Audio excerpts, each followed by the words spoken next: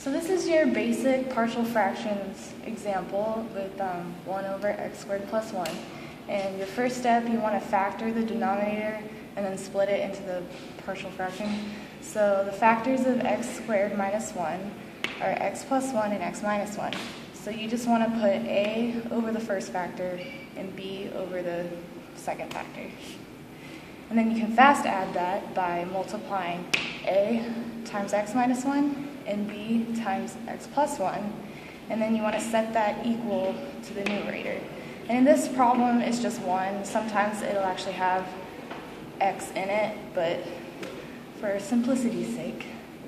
So you want to find the critical points, which is where this will equal 0. So for this one, the critical point is x plus 1.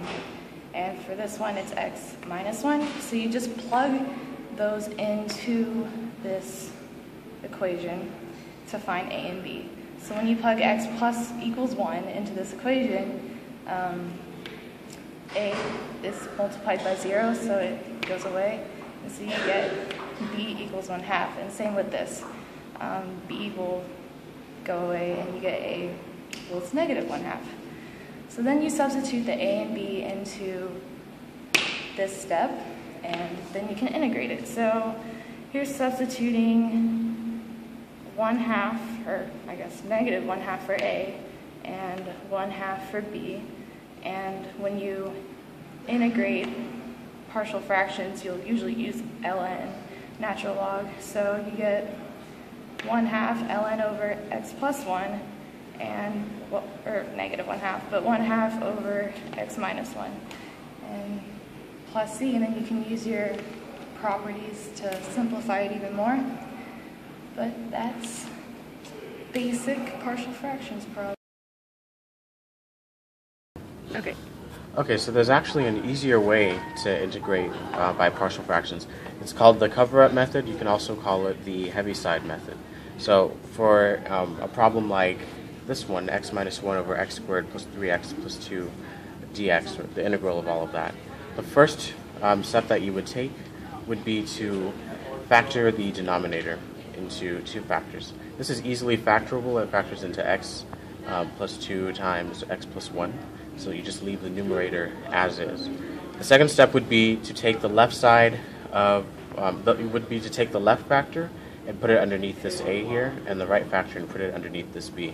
This is the basic structure when you're doing the cover-up method, a over a factor plus b over a factor. Okay, so the reason why we have a and b in the first place is to find their values. The way to do that is to take the 0 of each of the corresponding factors and incorporate them into this initial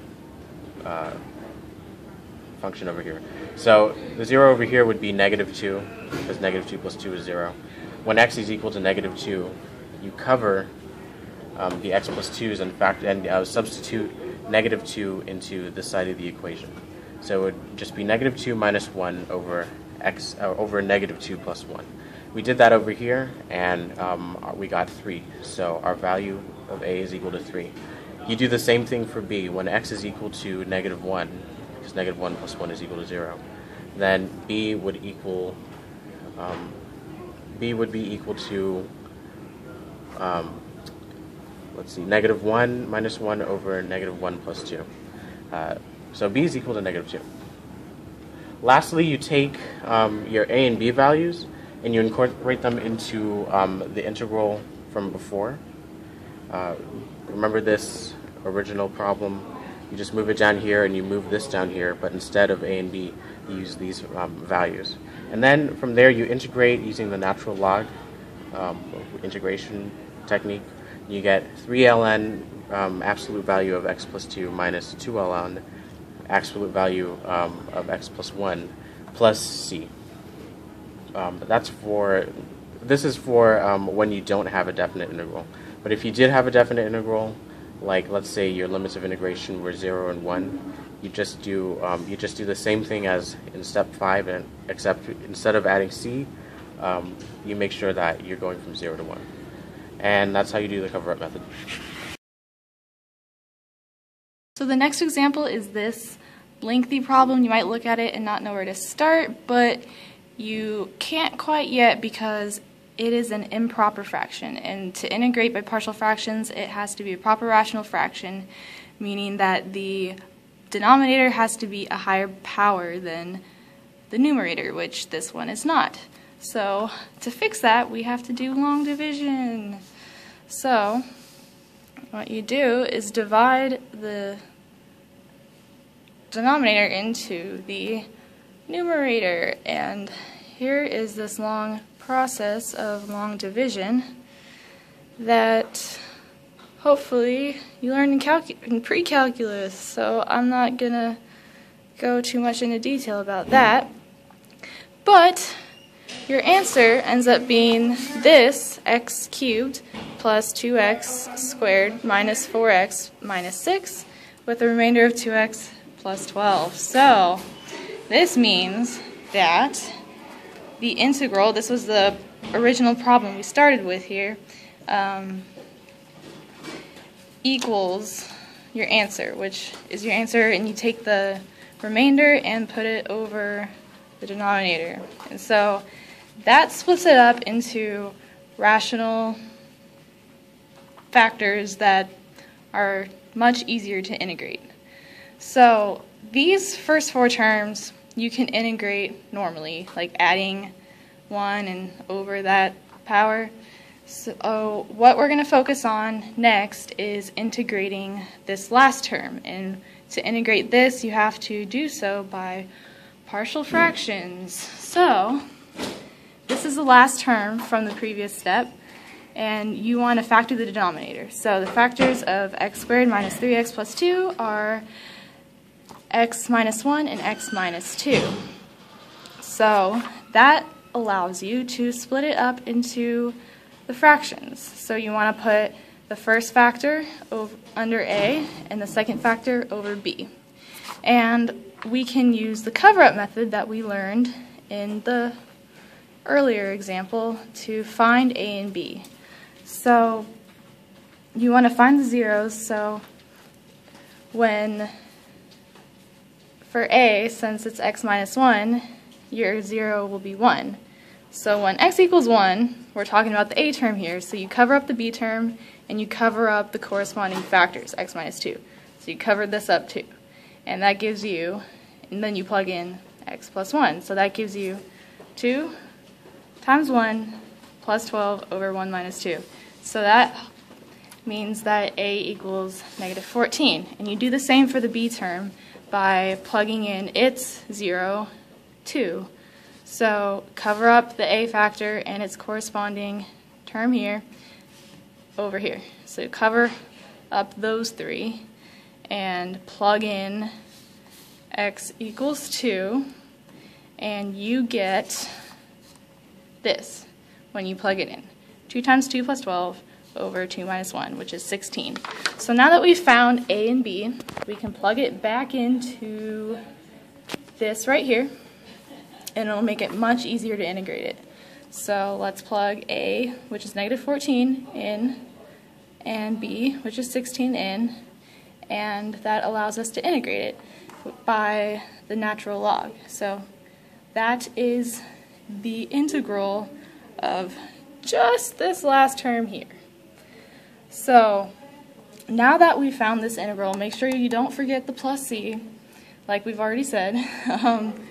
We can plug it back in this part and add it to the rest of the equation. So that was what we got when we did the long division here, and then that's just the rest of, this whole thing is a long division. So now that we've done that, we can integrate these first 4 terms normally, and then add on the integral that we got for the last one, and plus c.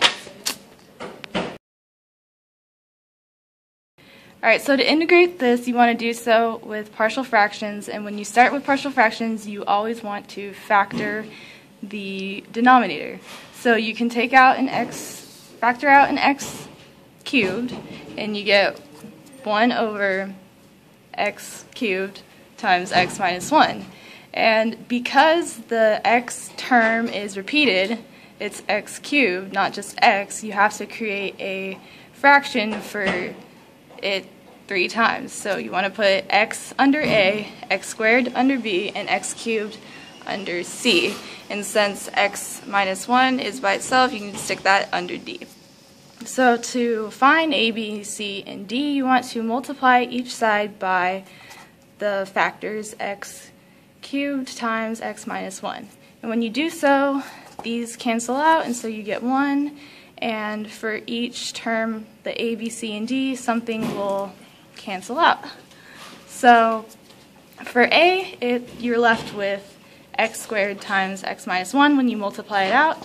And for b, since it's x squared, you're left with just x times x minus 1. And for c, since it's x cubed, the whole x cubed will cancel out, and you're left with just x minus 1. And for d, it's the x minus 1 that will cancel out, and you're left with x cubed. So now that you have all these terms, you want to look at it and think about like the zeros, and because you want to cancel things out so you can find the a, b, c, and d separately. So the first 0 is, well, if you plug in 0, everything will cancel out because that's multiplying a by 0, b, and d by 0, except for c, which when you plug in 0, you get c equals 1. And so you can do the same with this 0. You can tell if you plug in 1, this term is multiplied by 0, canceled out. Plug in 1, this term's also multiplied by 0, cancels out.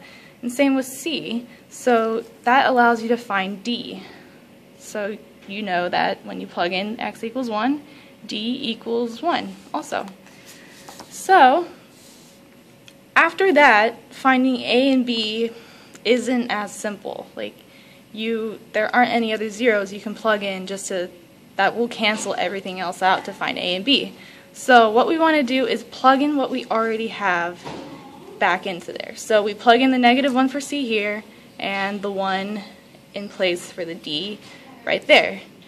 And the next step, you just want to distribute this and multiply it out, multiply the b term out and everything out there, and then combine your like terms. So with your x cubed terms, you have your ax cubed here and your x cubed at the end there, so you do a, that adds up to a plus 1 times x cubed, and same with your x squared terms, they're right here, so that's -a plus b x squared.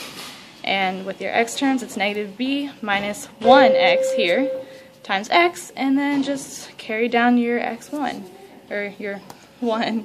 So that makes it much easier to find your a and your b. And how you do this is you can, since there's no x cubed term over here, you can set this equal to 0, and you get a equals -1. And for this one, since again there's no x over here on the left, you can set that equal to 0, and you get b equals -1. So now after all that, you can plug it back in to this. So you put a -1 for a, -1 for b, -1 for c, and 1 for d. Plug that back into the partial fraction. And that makes it much easier to integrate. So you can just use the natural log to integrate that, and you get -1 ln x, absolute value, plus 1 over x, because you can integrate the second and third terms just normally. So you get, 1 over x plus 1 over 2x squared plus ln of absolute value of x minus 1 plus your c, because it's an indefinite integral.